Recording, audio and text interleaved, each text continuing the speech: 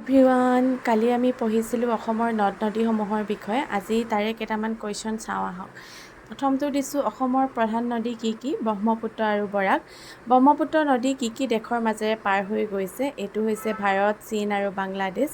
বৰাক নদী কোনকেইখন দেশৰ মাজেৰে পাৰ হৈ গৈছে? ভাৰত আৰু বাংলাদেশ।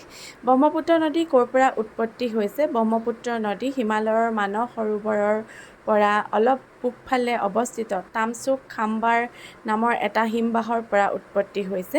ব্ৰহ্মপুত্ৰ নদীৰ দৈৰ্ঘ্য কিমান? ব্ৰহ্মপুত্ৰ নদীৰ দৈৰ্ঘ্য প্ৰায় 2880 কিলোমিটাৰ। ব্ৰহ্মপুত্ৰ নদীৰ চীনত কিমান অংশ বৈ গৈছে? চীনত 1625 কিলোমিটাৰ বৈ গৈছে। ব্ৰহ্মপুত্ৰ নদী ভাৰতত কিমান কিলোমিটাৰ বৈ গৈছে? 918 কিলোমিটাৰ বৈ গৈছে। আৰু ব্ৰহ্মপুত্ৰ নদী বাংলাদেশত কিমান কিলোমিটাৰ বৈ গৈছে?